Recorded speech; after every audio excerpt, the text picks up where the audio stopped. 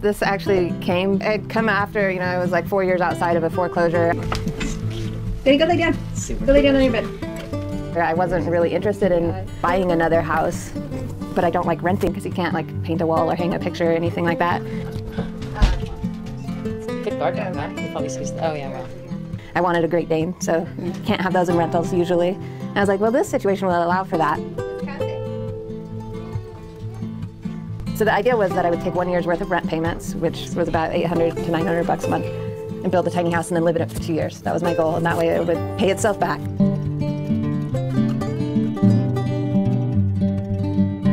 I've never worked on a construction project before, successfully at least. And I built this really horrid doghouse one time, but I have a master's degree in architecture. I'm not licensed. This actually came because I was studying to take my licensing exams, and you kind of realize how much you don't know. So I was like, I need a project. I need a project with all the systems so that I can do wiring and plumbing and building, and it'll help me with my job.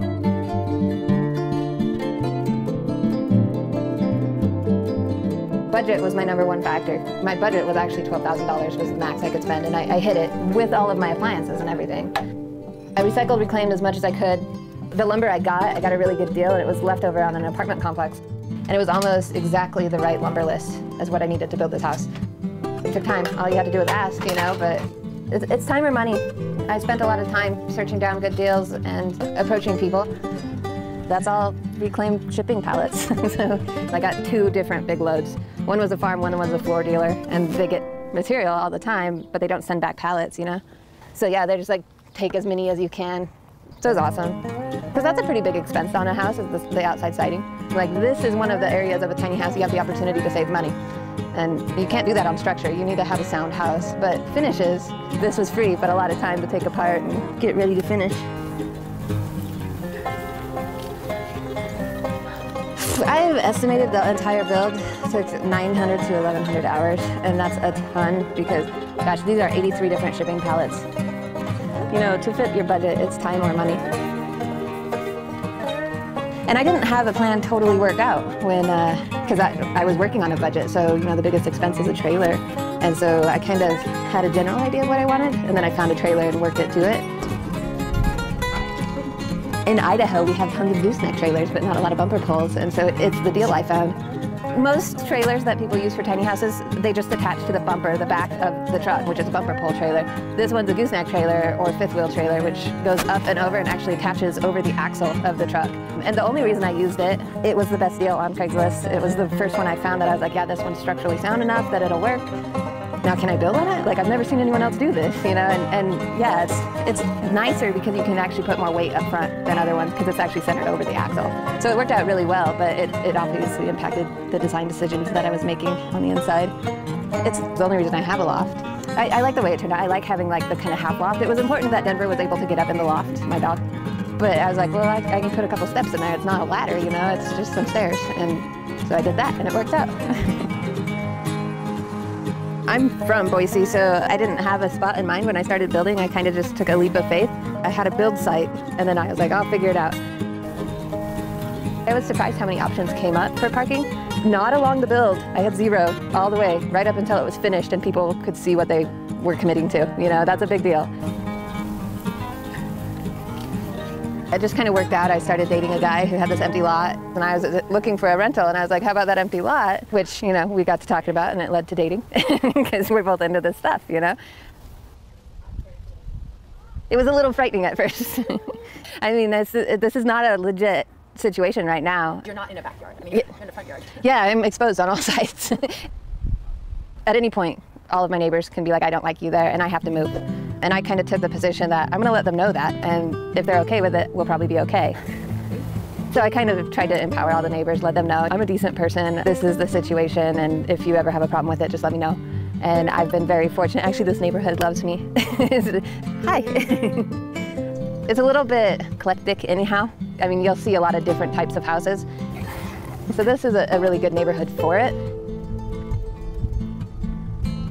I really didn't even know there was like such a thing as a tiny house movement. I started looking, like, people live on boats. And I was like, people have done this. This is cool, I can do that. So my clothes storage, these 3 drawers have most of my clothes, and then I've got you know, hanging closet for coats, and all of our coats are in there, and dresses and stuff. It's, the bottom 2 drawers are actually empty. You know, you think you need more, and honestly, I have clutter in here. So, like, I do painting and drawing and stuff, so I have all of my craft supplies and everything in there too. That's fairly, and then I have a sewing machine. Like, I took all the curtains out, but I'd made all the curtains in here, and I make clothes occasionally. It's in this bottom one, so I haven't done anything with it for a while, so I was like, oh, the bed goes right in front of it, and it's fine, and I even have that whole space up there. That's all storage. It's all Tupperwares and stuff that I don't use. And I mean, I've got just stuff stacked up under here. There's a cabinet. This whole bookshelf actually slides out. It turns out I don't use that space very much, but there's a space back there that's about 1 foot wide. It's 4 feet deep, and it's about 7 feet high. Books, you know, it's important to have, you know, everything you need or want, not even necessarily need. I wanted to design it for 2 adults and a dog. That was what it was for. I didn't have an adult, so I had kind of some flex space because I didn't have a partner, and I was like, well, I don't even know what they want. I'll give them as much space as I have. So I have a ton of storage in here, and it turns out James and I are both pretty minimalistic. The bed, it just made sense for it to go up there, and it could be open. I didn't have this rail on here until after I had her. We did a co-sleeping up there. You know, kids move, so I didn't want her to crawl off the edge, so I just kind of designed this rail. Instead of giving her a crib, I basically made our bed a giant crib. But before, this was just open, and I'm excited to maybe open it up again later. But for now, this is how it is, and it gives me this wall space, you know. I was concerned about living here solo at the time, you know, being single and everything. I was like, that's insane. We have 2.5 people, soon to be 3 people. I really did think it was going to be a challenge, honestly, and it's not. So then, putting them side by side, I think it just worked out this way. I've rented apartments, and they have really inefficient kitchens, and I like to cook, so this is way more efficient than any kitchen that I've rented. So the last one had literally this much counter space. There was like a stove, this fridge, so counter space was important. I like making cookies and casseroles, so I wanted an actual oven, which is awesome. I love this oven. It's out of an old RV, and it's like the best oven I've ever owned. It's like super accurate on the temperatures. And large enough to put in a turkey or something. Not a turkey, really. We do a chicken. You know, and then, you know, of course, dog food storage. I need a 150-pound dog. I put 100 pounds of dog food in there for him.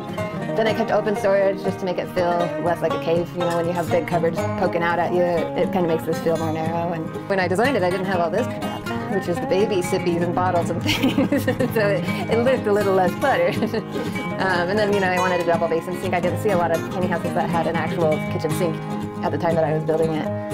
When you look at like galley-style kitchen, it's really efficient, but it can be really narrow, so it made sense that I could put the bathroom right here. For some people, that doesn't work because they are afraid that the bathroom's too close to where you prepare food. It's okay. It's really not a problem. I've got a door. Yeah, so this door, it's just a barn door. I just put together some plumbing hardware. That's my budget barn door hardware. I think it was all of like $12 or something, as opposed to like a couple hundred online. I was like, I'm not paying $200 for this hardware. There's a better way to do this. And I saw somebody put a pocket door on casters, and I was like, well, what about that? If I just had something to hook it to the wall, it's good. It's got casters, so all the weight actually sits on the casters on the floor. The rail at the top just kind of holds it up, and it works well. Oh, this is like my favorite thing. I like to show people. We made all these. I always wanted to learn to blow glass, and so I just paid for a class and took my brothers, and we each made one of these. In a traditional house, you have a builder build everything, everything's done up, and then you put your knickknacks in there, but it's kind of, your knickknack is part of your house at this point. There's plenty of craftsmanship details. Like, I tried to save some weight by doing these cupboards, and I did 3/8 instead of the standard 3/4. They don't hold up over time, and they warp and twist, and I've had every intention of fixing those, and then I'm 7.5 months pregnant, and I'm tired, so I put it off. They work, they're just not pretty. So I have a washer dryer. I actually didn't use this much at all for the first year, and then I had a kid, and this is 10% of my budget of this house because it's, you know, $960 on, well, it's a $1,200 house, so a little less than 10. $11,416 was the final budget on my tiny house build, which the appliances are like $5,000, you know, of everything in here. So there's definitely room to save. This toilet is very expensive. My toilet is a $2,000 toilet, you know, and there's definitely different ways to do that.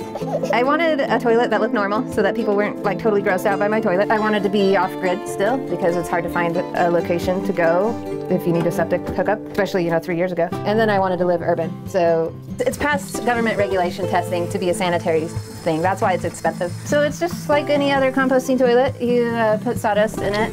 It's a little more hands-off.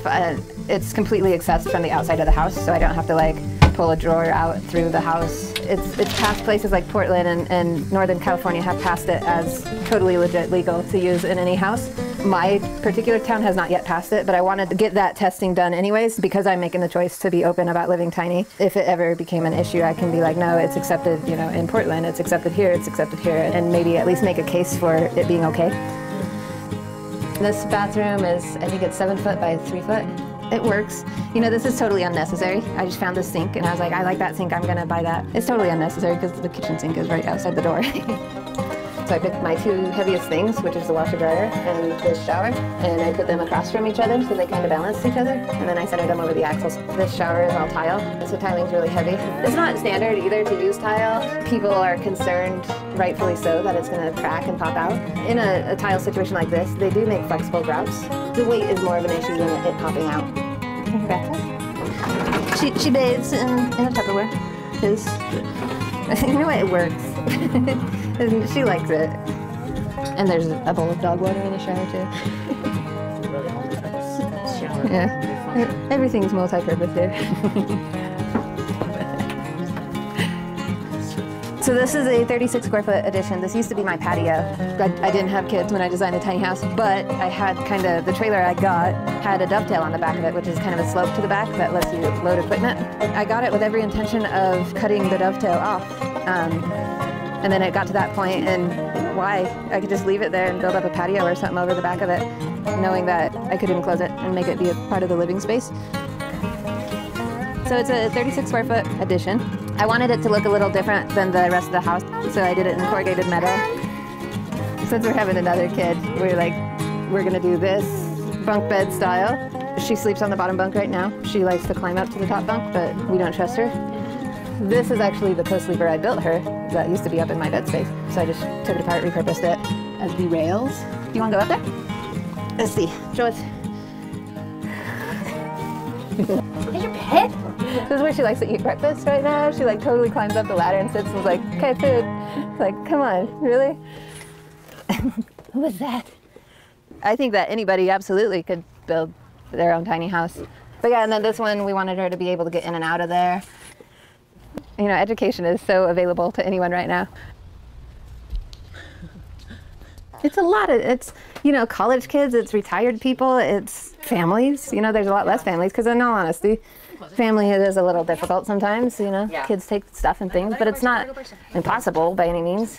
It's not even hard. I just built some boxes for toy storage. They're just boxes on casters. They're nice deep storage that she can throw everything in. And then I've got, you know, some storage up above for the little used stuff is up there. And then clothes storage. I have clothes storage for two kids and 1 square foot. So I just built these things, you know, each kid has 3 of them and it's just clothes.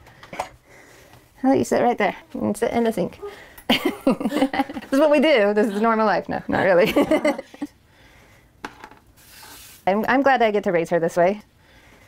I appreciate more what it's doing for our family than what it's taking away. Good job, come here. I get to stay home and spend time with her, and I wouldn't be able to do that without this house, you know, at this point. You playing with your dog? My parents have a 5,000 square foot house. Like, I never liked that. I didn't like growing up in that environment, you know, like, go to your room and be isolated for 3 hours, you know. It's like this, you have the forced interactions that I think are really good for your mentality.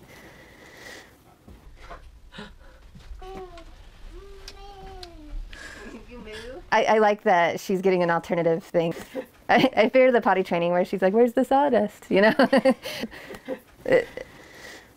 She'll probably grow up fighting against this, you know, it's just the way you do it. It's fine, but she'll have this experience and She'll know there's an alternative. Yeah, exactly. Like that's, she doesn't have to choose it, and I'll support her in whatever she chooses. Yeah. It's, exposure is key.